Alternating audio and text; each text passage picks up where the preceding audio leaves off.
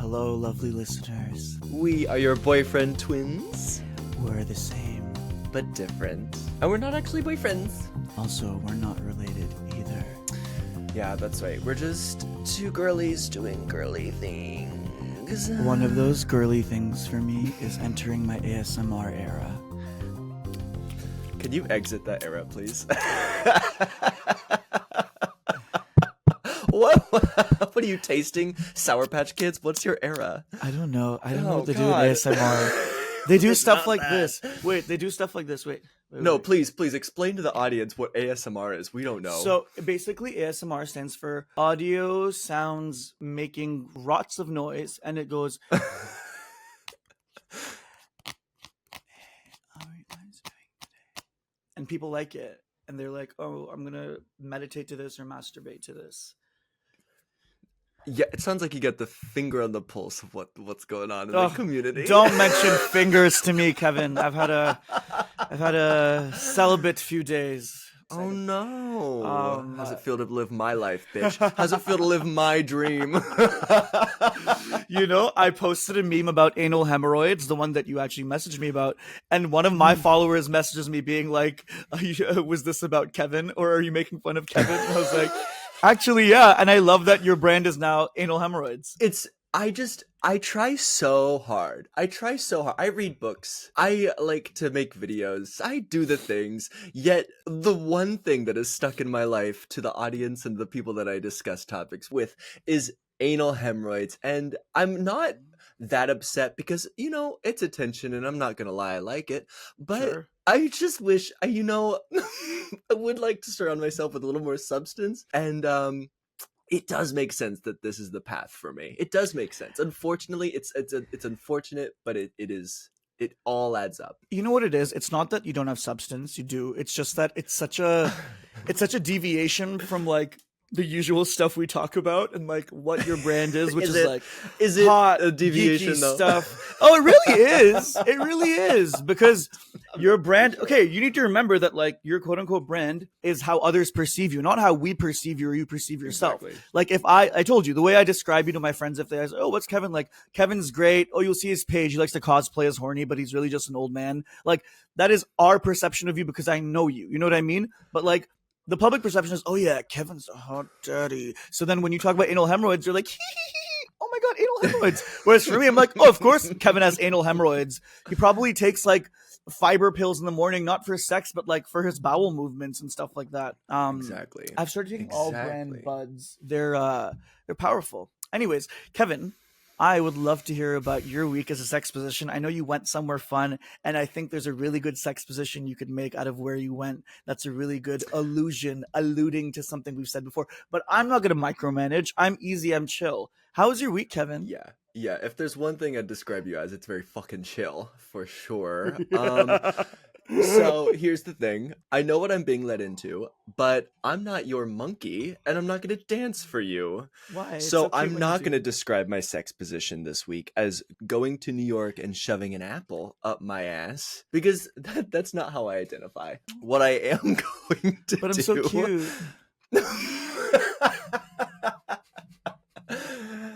So, oh my gosh, I keep forgetting to do this because we always wait till the last minute and then we're exhausted. We've been talking for an hour and a half and then we try to do it poorly. But like and subscribe, folks. Yes. Thank you so much for listening. Also, save, like, follow, subscribe, whatever platform you're on.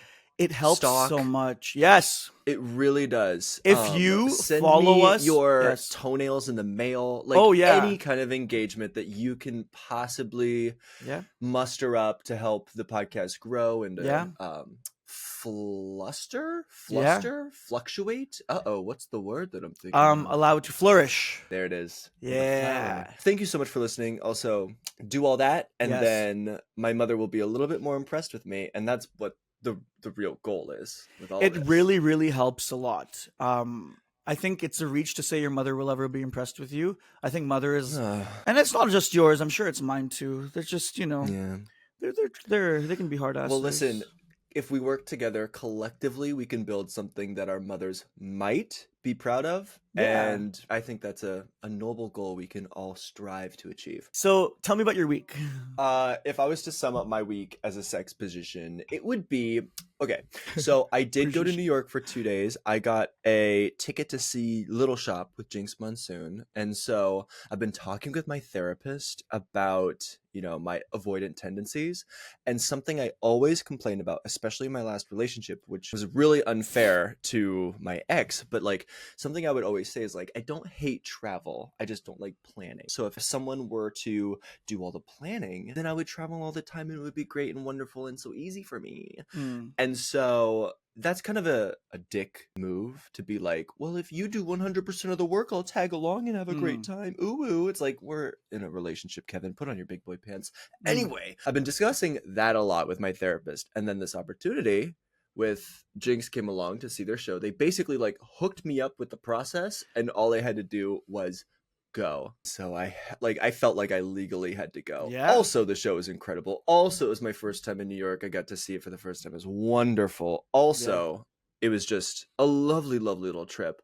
But that was exciting. And then I got back immediately, went to see a movie with friends, and then after that I went to see Bad Drag Race at the Dynasty Typewriter, which is a great little drag show with all my friends in it. So Nice. if my week was a sex position, it would be me being invited to the orgy, showing up because I'm a good friend, and then standing in the closet and watching from a distance. I love that. And enjoying myself from there. I was really excited because Kevin had never been in New York before. I go, Kevin, please send me pictures when you're there because I'm like... I forgot to send you. No. Now I have so many photos. You'll send me them, but wait. I go, Kevin, send me the pictures because I'm basically like an old WhatsApp uncle. I'm like, oh, send me pictures of you posing next to a building. All I get is a fucking picture taken like this. I'm on the subway. Thank you. Yeah, I was on the subway. Yeah, this is me on the subway for the first time. This man sends me one picture. And that's the picture he sends me. I forgot. Okay, let me update you. I wanted to see you with the building. This is me. Okay, so I have those. This is me on the subway for the first time. Oh, and then this is me in front of a building. You're an idiot. This is me. Oh, this is me. I told myself no fast food. I told myself like I had to go and get something that wasn't like a Chipotle. So this is me after walking into a deli. I got a BLT. It was delicious. Oh, it looks like a joint. That's where I was watching Little Shop. And then that's me in front of Little Shop. That's nice. This is me inside Little Shop. I had so much. I have so many photos. Okay, see, that's fun. I like that. Even though it's silly, I like that. I did forget to send those to you. That's okay. I'm used to your bad texting. You can get over it though. It's literally, I've known you for long enough now that I don't get offended by your bad texting anymore. It's fine. I get used to it. You're welcome. Yeah, we do phone calls. It's fine. I refuse to be pinned to the wall about this. I am a bad texter, but I love a phone call and I will chat forever for however long someone wants to on the phone. And it's fun. It's actually really fun to talk to Kevin on the phone. It's like actually fun. Like it's actually fun. That's why I let holy shit, am I bad at texting? Oh my god, he's so bad at texting. He's so bad at texting. And then he has the audacity to be like, oh my god, you didn't send me this meme. Why is it on your story? I'm like, I don't send regular memes to people that ignore me on text. You gotta reply to my text regularly if you want to be on my regular meme blast. I do have the audacity to be like, why didn't you send me this? Knowing full well if you did, I would say, fuck all, nothing. You would... Kevin either says no or he spells capital L, lowercase o, lowercase l. Yesterday, I don't remember. How my phone does that. Shut up. I saw you. You were going to respond to something I said. I see him typing. He stops and then he just types LOL, lowercase. And I'm like, what? Yeah, it's fine. This is how we text. Well, it's either that or something rude. So yeah, probably a good call. The LOL. Probably. The thing about Kevin is he'll ignore you on text. The moment you call him, he'll either respond to you within 10 seconds being like, I'll call you back, or he'll pick up enthusiastically. I don't know what like, it is. No, you are present. I don't know what it is because if I see someone call, that to me is like, oh, information needs to be shared. Something like needs to be expressed. Yeah. But if I get a text, I'm like, not an emergency. We'll figure this out later. I'm sure they have their shit together. Especially, what's even worse is like, if someone cancels plans, that to me is like, great, they canceled. I don't have to worry about this. Okay, I'll figure that out later. I'm gonna reschedule my day. But I will not text them confirming that they're canceling plans. So then I'll get a text like 3 hours later being like, hey Kev, do you like no, I'm not going to be at the show tonight? I'm like, no. Yeah, literally, I've already replaced you with someone. Yeah, he's read all the texts because when he wants to reply, he'll reply within half a second. So I know he's read it. I know. It's but so shitty. Listen, it's you're shitty. But listen. It is. But you're very present when I call. Anyway, like you pick up, you're so present, engaged, ask me about my day. I, It's like I describing an abusive boyfriend, but like, no, he doesn't share anything. He never responds. Also, he always looks like he's annoyed with me. But guys, you don't understand. Sometimes when I call him, he's like, he listens. Sometimes. about a week ago, I missed Kevin because, okay, just for context, we're Uh-oh. recording after Uh-oh. two Tread lightly, weeks. bitch. We're recording after 2 weeks because we recorded 2 episodes like back to back. And I like missed Kevin. So I think I like there wasn't really a work related reason that I called, but like for some reason wanted to like pretend that it was something work related. Like it was something like nothing. And I just like called and I was like, "Oh yeah, did you see this?" And you were like, "Yeah." And I was like, "Cool." And I was just silent. Is that all, That's the thing. diva? And I was like, I Yeah. did not want to satisfy. I didn't know. I didn't want to be like, "Oh, I miss talking to you." So I was like, "Yeah." You can just say that, though. I know Or because you so say it instead, you too chose the in the route call. of having nothing to say. Well, You because didn't choose I don't. Okay, I'll tell you why. you didn't choose a better alternative. You just chose to say nothing. And then I was like, "Yeah, that's it." He. And then I think, okay, my thing is, I get worried about coming across very clingy, which I hate. Look, to me, that's a huge red flag in any friendship or relationship is me feeling like I'm being clingy. So, like, usually with If those y'all aren't relationships, watching the video cast right now, I'm looking directly into the camera and I am aggressively using my eyebrows to imply that this is something that we should be really paying attention to here. Go on about how you think you're clingy. you're gonna make fun of me for being clingy. Absolutely. But continue. I'm First, not. continue your story. No, well, I'm really not clingy. Okay, my thing is like me and my friends are like fucking tight. Like we're like if you're in my friend circle like this, like we're everything is like yeah, we're really tight. It's like amazing and beautiful. And Literally so in each other. Yeah. yeah, literally in each other. And so like I'm navigating my friendship with you. Obviously, I love hanging out with you on the phone, but you have very different tendencies. And like I joke about this, but like it deeply triggers me how much you remind me of my ex. And like something he would do was make me feel like I was super clingy for like wanting basic anything. And I know that's not necessarily what you're saying or doing, but it's all it's me projecting a lot of it because you know like if you're not responding with the same energy that I'm giving, which you do on our calls, but obviously not over tests, I'm learning all the nuances. I'm taken back to this place and like my relationship where I'm like, okay, I promised myself I would not engage with people that make me feel like I'm being clingy. But then it's an added layer, right? Because if I said, "Kevin, I miss you," over the phone, you'd be like, "Oh, thanks, buddy," and like we talk and it would be nice, right? So it's very clouded with Yeah, no, weird you're past. very valid to think that. You're not the first person to kind of tell me those things. And as shitty as I am today, I have gotten so much better than how I used to be. Mm, Because what I used to be is like a little bit worse and also no phone calls. mm, But I just wish I could validate everyone's feelings by simply like showing them the screenshot of the messages that I do send, because yeah. I think the people who are insecure about how much I message them, I think a Mm, lot of that comes from them believing I'm talking to other people more, or I'm giving other people more attention than they maybe deserve in comparison mm, to our relationship for that. So like you're I consider you really good friend and business partner. So ideally you would want a fucking response right away. And that's valid. However, I think that if I showed you how often I didn't text people, mm. I think you would be a little more secure in your So like, okay, it's not me. It is literally everyone. But no, fair so enough. here's Like, the thing. I believe that. That's not an issue. It's not about comparative. I believe that. It's less about, oh, this friend of mine doesn't text me, text everyone else. It's not that. It's just like at the baseline, like it's just not something I'm used to. I know that's how you I text most understand. people. I I'm just understand. not used to it. You And know what I mean? you're not wrong in what you're feeling, and I'm trying to get better. Yeah. While I can also say, yeah, calm Yeah. down. I think like there's a middle ground between there somewhere. There's a Don't middle look at me like that. ground. There's a middle ground that involves me not, again, just being like, oh, Kevin's exactly like my ex, so I'm just going to assume all these bad things about him. I understand that. Yeah. And No, you're again, 100% right. I am the shittiest texter. yeah. I hate it. But you know what my problem is? I did such a good job training myself not to always be on my phone.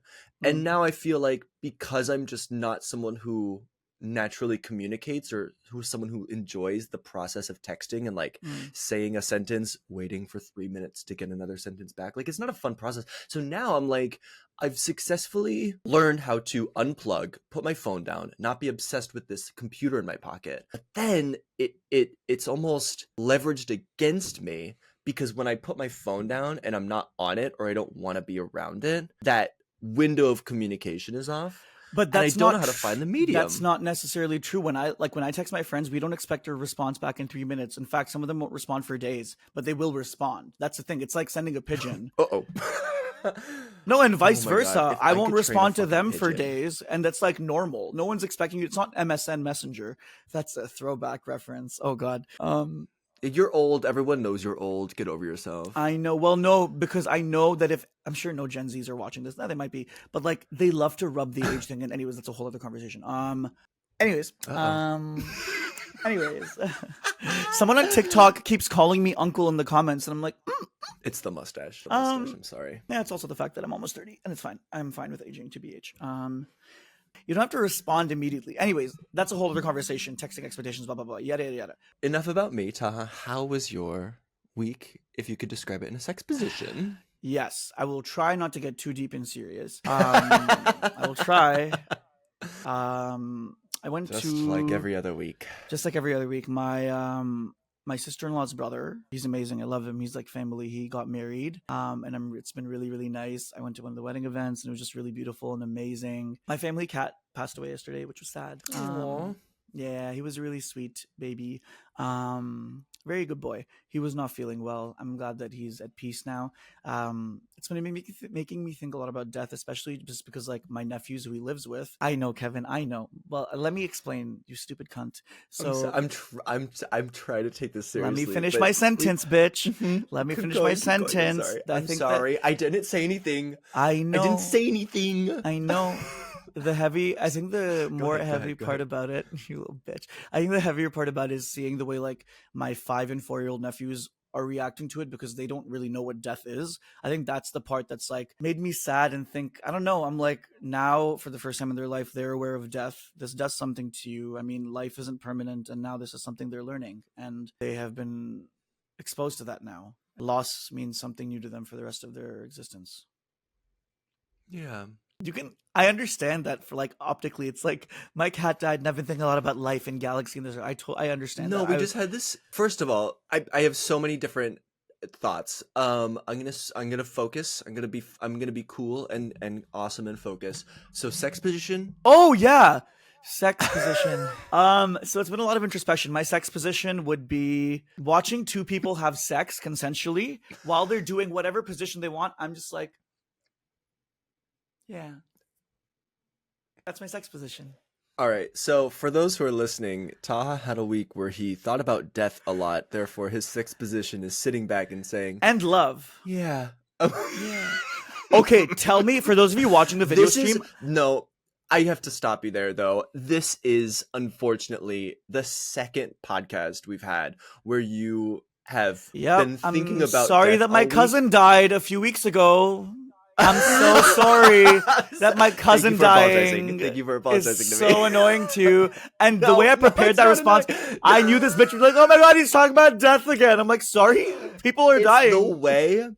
It's just the way you bring it up, because you're so thoughtful and introspective. But the fact that it's happening so often, it's just like, Yeah, it makes it sound like you had the same emotional response to your cousin and the cat, and I'm like, I Sure. don't know if It's different. It's all different. It's all different. And I knew you would. It was not lost on me. A part of me was like, "Don't mention it." I'm like, "No, I like the podcast. I can just talk about what's on my mind." But I'm like, "Damn, there's been a lot of death." It is what it is. So okay. Speaking of death, well, I'm sorry that you're going through that, though. That's really hard. Oh, it's fine. I mean, I appreciate that. I'll be fine. It was sad. I cried, but it's okay. This is life. Like, that's every day.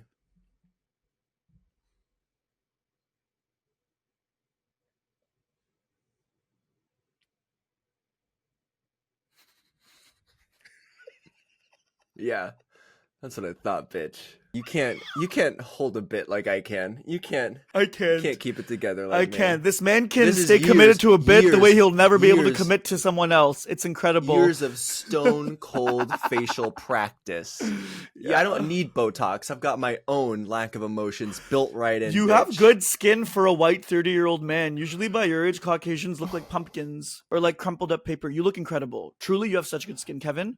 Baby, I thank you for the compliment. I am currently sitting under a plethora of lights, so we can all take that with a grain of salt, but thanks so much. Okay, speaking of light, guys, for watching the cast, I have 2 light sources, and it looks like I have anime eyes because I have a circle here and a rectangle here. If I was racist, I'd say something Japanese. You gotta stop looking at the camera like that. You gotta stop looking at the camera like that. Oh, one sec. baby. My mom's calling me. Mom is so annoying. I love you. Stop. Sorry, I'm putting my phone in airplane mode. Okay, sorry. My mom was calling me. Okay, so have you seen the Wicked trailer? Yes, you have? Yeah, of fucking course I have. Okay, what is this seen that face Wicked you're trailer. making? I just think it's so fucking cute. Okay, that yay! Everyone, no. You're misinterpreting my words. I think it's so fucking cute that the studios just expect us to forget that movie musicals are the fucking joke of the entire industry. In the Shut last up. 3 years, we have gotten flop after flop after fucking flop. We got the Cats movie, and the coolest thing about it was possibly being able to Don't look at compare it buttholes. to the Cats We movie. got Dear Evan Hansen, which compare had to that old either. flopperoonies That's not fair. That's not pretending fair to be either. high schoolers like fucking perverts. Next. Okay, not those I'm two. so fucking no. Those are the biggest fucking movies. But I'm so sorry. We've got fucking oh, West Side West Story Side was Story. good. Rachel Zegler was very good. casting abusers. Kevin, Abusers. everyone's an abuser and they didn't know before they cast him. I guess it's okay then. It's not okay. Flop. I'm saying that. No. Flop. Okay, Joke. hold up. Industry flop. I'm I try- don't care what you say. No. Let me finish. Because I think it's so fucking cute that the industry just wants to be like, tee, we've got a good one this time. And everyone's supposed to run over No. and say, thank you so No. much for our No. beautiful meal. No. No. I don't care how good the trailer looks. I don't care how interesting the aesthetic is. I am going to wait until that movie fucking comes out and I get to see it myself until I give it a goddamn compliment. I am not going to let this fucking musical get 1 ounce of my positivity until it proves to me that it doesn't have James Corden in it and it doesn't Yeah. have something stupid in it. I'm so fucking tired. I don't fucking everyone is just rabid and I'm like, you don't remember history like I do. You people haven't been in the trenches like I have. I've studied, I've learned, and I've hardened, and all you gay ass bitches think it's okay to just clap for Ariana Grande because she's in a pink dress. I'm over it. This I'm man tired. makes a good point. This man makes a good point. Ugh. You make a good point. Fucking musicals. I'm sorry, I watched Prom. I Prom was a survived, fun but I movie. didn't liked enjoy the Prom it. movie. I Oh, thought the movie fuck was off. nice. Get over it. Ryan Murphy making a musical. I might as well kill myself. Well, do Ugh. it. I've been telling you I for a wish. few weeks. We'll see. We'll see after the Wicked musical. Yeah. Okay. We'll see. We will. Okay. Kevin makes very good points. I don't really The have trailer looks retaliation. beautiful, though. Yes. Let's be Okay, real. hold up. Oh my god, it looks great. The trailer looks amazing. You have a very good point that I agree with. We need to wait for the movie to come out. Great. Yeah. Now, the trailer is beautiful. I think Cynthia Erivo is a fucking powerhouse. I think Ariana Grande looks course. nice. I'm excited to see a The different cast side is of her. wonderful. But Oh, even the absolutely. snippets of Popular that we got that people were like geeking out about on Twitter, I was a little disappointed. I thought it was very poppy. And even like the way she was singing it was a little bit more poppy than I liked in the little bits that I heard. Whereas with Cynthia It's Erivo, almost I'm getting them. like- I'm talking. I know, Kevin. I know. And with Cynthia Erivo's bits, I was getting a way more full sound, which I appreciated. But the movie is not out yet, and I think it looks really nice. They seem to have a very fun chemistry. The choices I've seen made so far, Mhm. you have a good point. I know you have a good point. Realistically, in my heart of hearts, I do also believe that Universal knows if they make a bad musical this way, no one will forgive them. Like if But Mamma Wicked Mia was is good, bad. and Mamma Mia too. I haven't seen it, but I believe it. See, this is where we. Okay, this is the why, problem. This is why I don't text you that often. Fuck you. These people need to go to Bollywood and learn a lesson about making movie musicals. I think that's another thing. 100%. Well, Learn I'm from just the tired pros. of them I think the biggest problem is that these movie Have James musicals have Corden. become Yeah. oh, Yeah. Cannot like stand the really fucker. though. Yeah. I think they become award vehicles Yeah. rather than like movies. And Yeah. I think with the combination of how fucking hard it is to take one medium and transport it into another successfully, on top of how many Oscar winners really shouldn't be involved in the projects, like how Sure. many actors don't really fit into the roles that they've been No. casted in, No. those two Exactly. things just in tandem just make it such less fun to Yeah. watch. And I'm I thinking like Les Mis is probably the biggest disappointment in terms of like every piece technically fits together, but it makes the ugliest looking puzzle. I loved it. I was 17 when I watched it, so maybe I was like rose-colored glasses. I know you were probably like 28 at the time. I think it's like a fun. I think individually, if you look at the numbers, like the numbers as in the musical numbers, I think they're Yeah. fine. But then, like when you watch it all together, it just doesn't hit for me. And it's the same thing happened with Into the Woods with all these interesting dynamics, but like it just didn't fit together and it didn't have Okay. that energy. And my standards are pretty high because I love musicals and I love the way they're done. But when it Yeah. comes to a movie, I'm like, you have so Yeah. many more, you have so much more money, you have so much Yeah. more access at your disposal, and you're gonna do this? Can I say something that's gonna sound so fucking pretentious? It's never stopped you before. I don't say pretentious things. That joke doesn't work. Mm. No, Yeah, no, because I no. edit all of them out. You're welcome. Oh, please. I think another problem is that like the liberties movie musicals take are like bad ones, and a lot of the people making those decisions know nothing about musicals, have never actually like studied, I don't know, like Sondheim, for example, right? He has like a very signature everything is about parallels. It's like the musical equivalent of like, I can't even think of it, but like everything is like patterned and paralleled, and it's like, it feels like people don't have a deep love and Organized understanding chaos, for it. yeah. Yeah, organized chaos, sure. It feels like people who don't have a deep understanding and love for it aren't making those movies. And like, I'm not really making too much sense here, but I think No, that it does make sense. I mean, it speaks to the medium you're translating. I was talking to Yeah. my friend about a series of unfortunate events, and we had the same kind of realization where I was saying that I don't think the series of unfortunate events will ever truly be a successful like movie, TV show, anything with a visual medium, because the book itself, the series is built off this like play on words. The Hmm. book is constantly making fun of language and the way English makes no sense, and how you can kind of do anything with grammar and spelling and make it your own in a way that is really nonsensical. And so there's this line, it's one of my favorite lines, it's like stuck with me my entire life. It says Lemony Snicket has a bit where he's talking about how anyone that thinks that the pen is mightier than the sword has never been stabbed with both. And it's like, that is such a funny way to look Yeah. at a metaphor, to take it literally, and then to kind of give a character motivation through that. Yeah. And that just doesn't translate Yeah. in film or TV. It's also a And level so- of like meta, because you're reading a book and he like, you know what I Mhm. mean? And I he's see. talking about the writing. Yeah. Yeah. So I'm like, okay, so that's a perfect example of how like the medium doesn't necessarily translate. And I think it takes one person to understand the love behind it and another person to figure out how to translate that to an audience that doesn't Yeah. want to do their homework. Yeah. And I just don't think there's enough people out there working in the industry that are trusted by executives who don't know what they're doing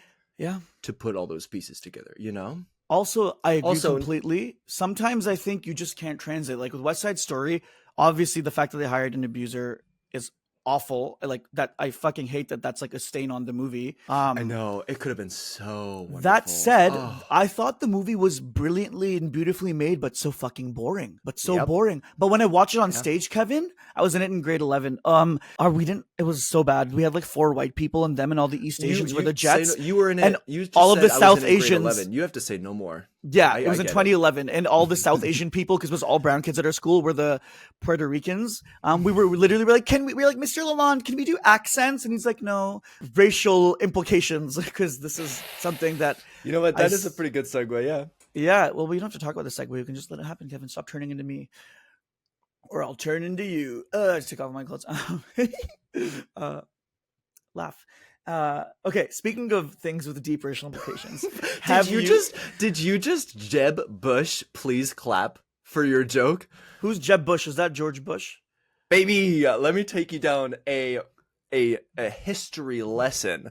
So Jeb Bush is George Bush's brother. He was running for president Oh, in actually, 2015 prior to the whole Trump nonsense. his name is dumb. I agree. His campaign was a fucking joke. He has no charisma. He's uninteresting and he's a dumb bitch. So when he was giving a speech once, he was sharing his words on what he thought our foreign policy should be, and he sends this like little joke out, and silence from the room because Jeb is annoying, bad, and dumb. And after he hears the silence coming from the room around him, he says, "Please clap."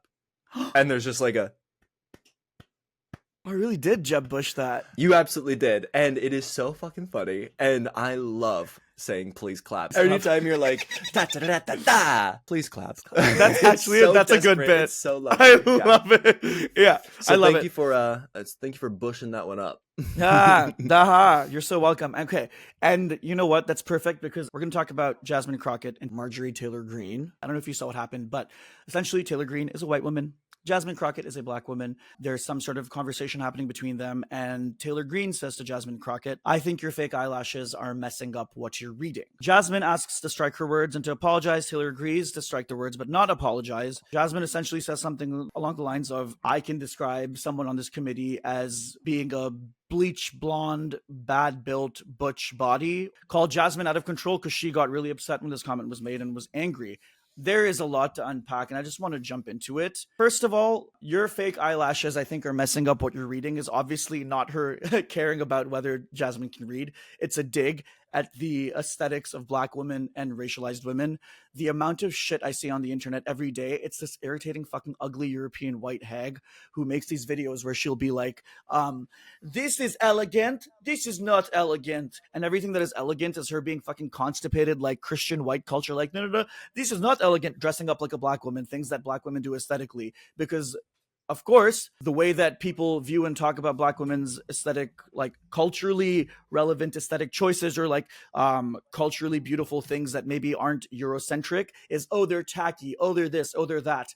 And so it very much stems from that. And so, first of all, that is just so aggravating. Like, that's so aggravating because it's a kind of small comment that white people make to really dig at you, and they know what they're doing, but they know it can easily be masked as just a comment.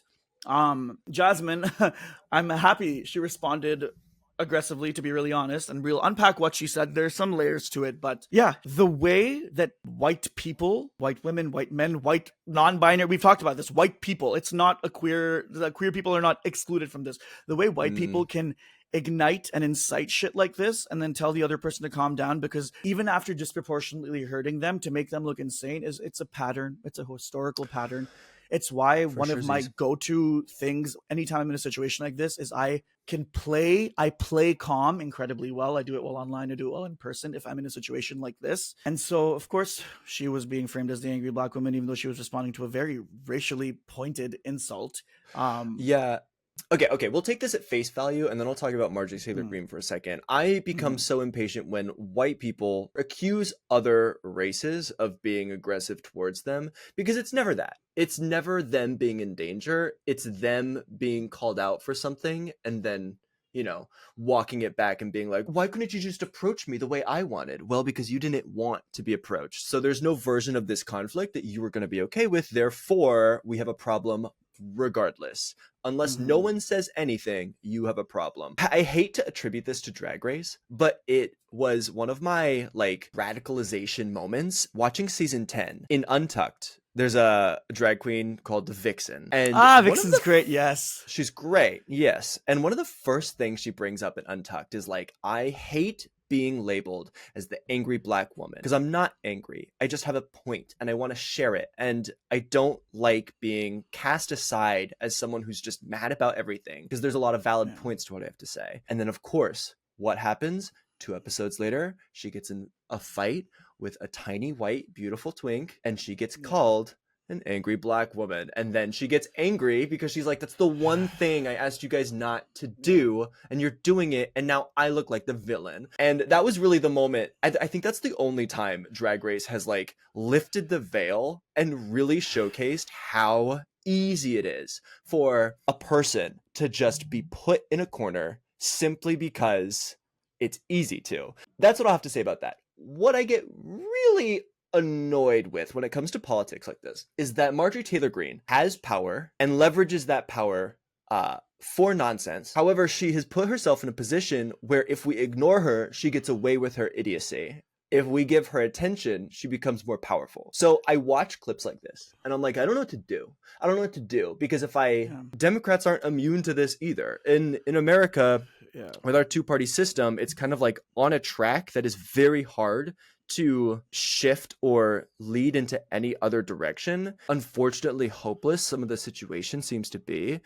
And it gets really hard sometimes. It gets really hard to watch clips like this and be like, what do I do? Other than just start shoving potatoes in exhaust pipes. Like, what do I do? Okay, there's this really incredible author activist named Ijoma Oluo. Love her. We actually follow each other. She's really great.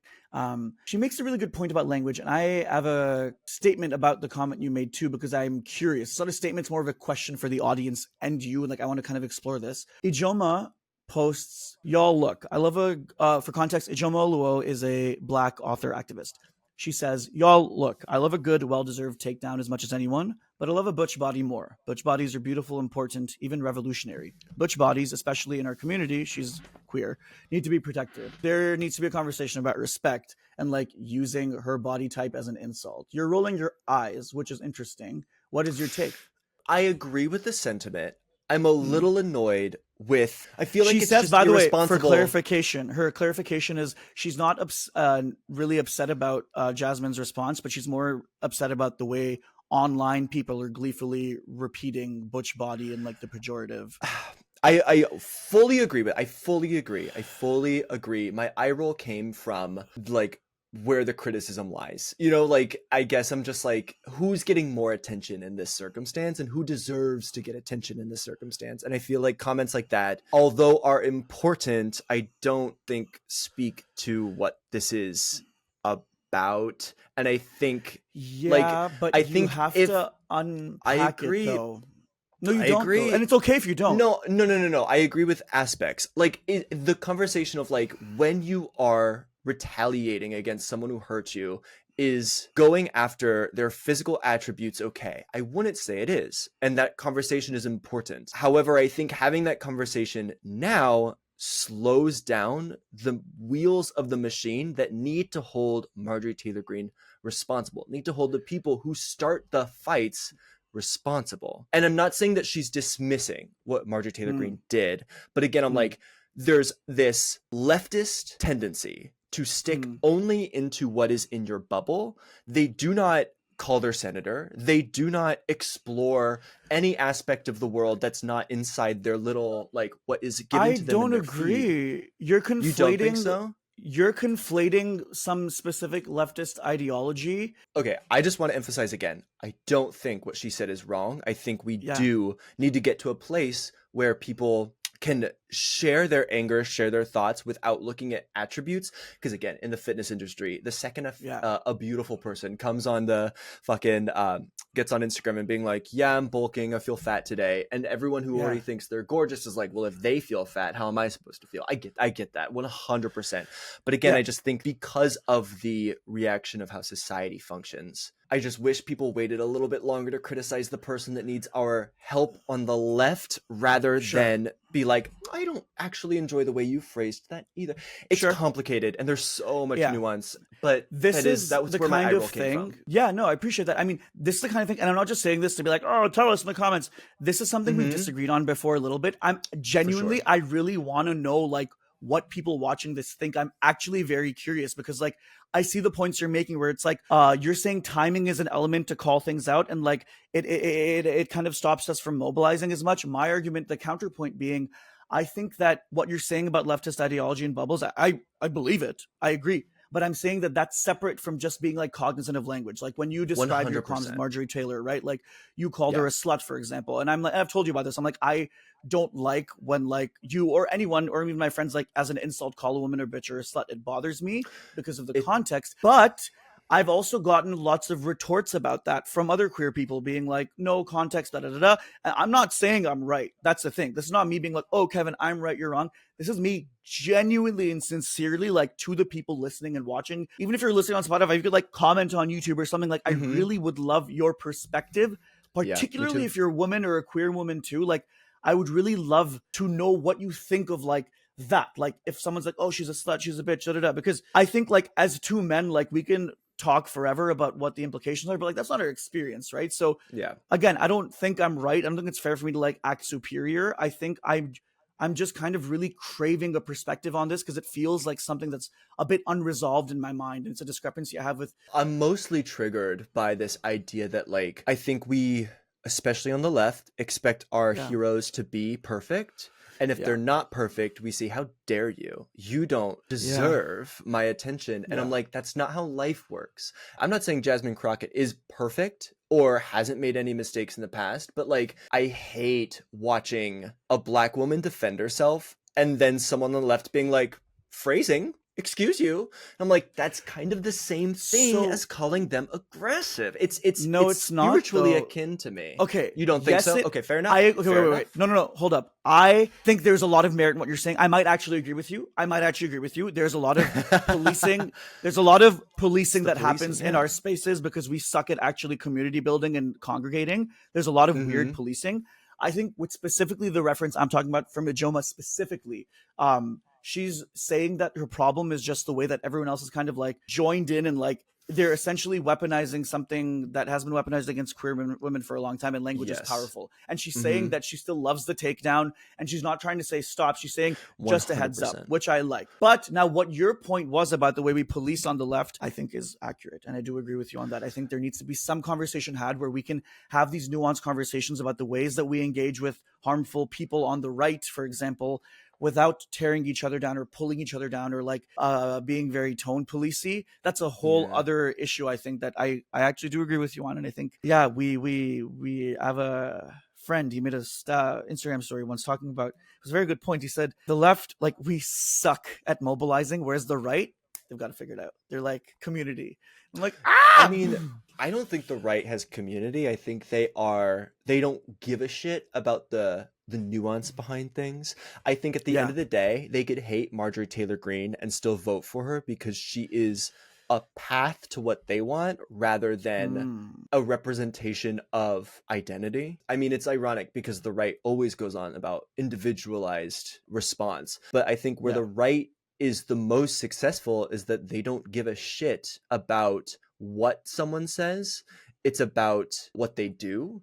And if they are doing what you want, i.e. returning back to 1960s traditionalism, then they'll vote for you. And it's frustrating to watch because what I wish more people approached politics with is this idea of strategy rather than looking for the best candidate. Like, you're never going to have the best, especially if you're looking for someone who represents everything you want to represent. However, I think you have to look at the context of everything around you and say, what's going to create the safest environment for me?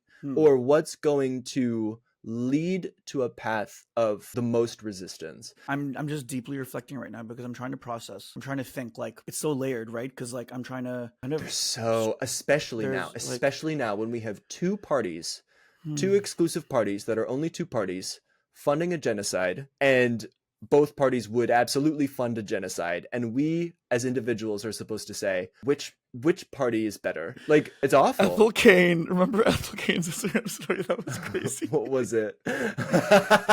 Did you see Ethel Cain's Instagram story? No. I didn't even know who she was. I'm uncultured. I didn't know who she was until I saw the tweet. I had to explain it to you. She shares something about Biden funding a genocide, and she just writes, "We need to bring back assassinations." Honestly? I don't know. listen, it's a very funny tweet. It's a very funny It tweet. I won't is. say anything after that. However, what I think is an interesting little thought to go alongside of that is that if large corporations are destroying our planet with their pollution and their emissions, Yeah. then are we, the people who live on the planet, not responsible for destroying maybe some of their property? I think that would be a nice little tit for tat. Sorry. Oh my god! Sorry. Screaming into the mic again. The gymnastics, the Olympic level gymnastics that we are capable of performing on this podcast when we go to talking about Ariana Grande and Wicked, to a political intrigue with nuance and The nuances of tone policing and marginalization that happens during the tone I just policing, think and whether we or not you should deserve- talk about it in the overall. I'm gonna be real. I just think we deserve more credit. That's all. Yeah. Yeah.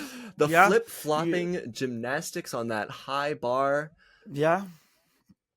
I think, yeah. And then, anyways, and then people get to go on my Instagram and look at my bulge. It's just like gymnastics. it is. It really is. And I'm sure the hand gymnastics that happened to you know what I mean? Masturbating. Thank you. We got it. We got it. Yep. Okay. My red flag for this episode is the fact that the world is in a state where there are all these conversations that need to be had just for us to be nice to each other, and that everything you say is so political because of the history of the way people have been oppressed. It sucks and it's annoying, and I wish we didn't have to do it as everyone does. I hate it. I hate that the world is like this. That's my red flag. What's yours? My red flag is that I called Marjorie Taylor Greene a slut earlier. I spoke a lot how I was like pushing back on like, let's wait a little bit to police someone's tone. Meanwhile, I was using kind of a harsh tone. So I think if that argument is going to be more palatable, I think it would be wise of me to take your advice and maybe, be a little more chill with my language. That's why we want a woman perspective too, because who the fuck am I to talk for everyone? red But flag. yes, green flags. My green flag is getting more comfortable with disagreeing or calling you out, and vice versa. It makes for interesting conversation. I really like the debates it sparks. I really like the comments that happen as a result of it too, because I think there's like a lot of learning that happens. I like it. I just think I like reflecting on these things, and I like being able to debate. I'm pretty conflict averse. It scares me. You're one of the few people I feel really comfortable having healthy conflict with, and that's why I enjoy our conversations. Yeah, I guess my green flag is the same thing. I enjoy hearing your opinion because the more opinions I hear, the more I can rein in what I think and tune that to the vibes of the world, if you will. Plus, I mean, the diversity that you bring into the conversation is very, very nice. Now, do we have As long time as you for a know Tango your words. comment? Do you have a client? Of course we soon? do. Tungus. As you guys know, Tango vets all of our comments. Honestly, we haven't gotten a lot of mean comments, just really horny ones on all of our Orville Peck videos being like, I've never wanted to fuck all three people on a podcast before. I wish I had more than two holes. All three of them made me sweaty. So no really mean comments, just questionable ones where... I did see a comment that said, this is cringe. And oh, yes, I pinned it. I pinned it, and I was like, yeah, 100%. we know, 100%. we're like embarrassing as fuck. Who starts a podcast being like, we look alike, oh, like we're embarrassing and we're very aware of it. I am cringe, yet I am free. And put that on my tombstone, bitch. Guys, thank you so much for being here. We love you. Follow, subscribe, and remember, please comment your thoughts on the stuff we talked about, because we're dying for a perspective that isn't just two guys, especially when we're talking about women, because it's like, what do we know? Also, my goal, it's not a realistic goal that means anything, but I want to get more followers on Instagram than Poog does, because when I was conceptualizing, don't worry about it. When I was conceptualizing this podcast, I based it all off of the relationship of the two women in Poog, and we are about to surpass them on Instagram. And I think that's really fun for my ego. So if y'all want to follow us on Instagram, I think that's great. Follow us on TikTok and all the other stuff. Shout out to Poog. Shout out to Poog. They're so fucking okay, beautiful. I want to end this with something ASMR. You do it with me, Kevin. I'm always going to be here for you. I'm your husband. Touch my boob sweat.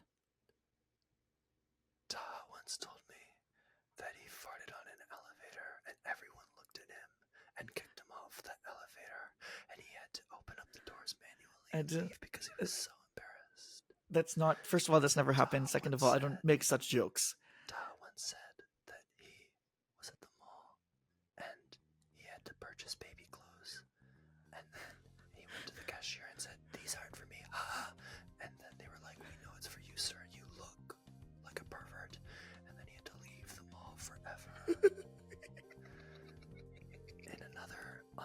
favorite story.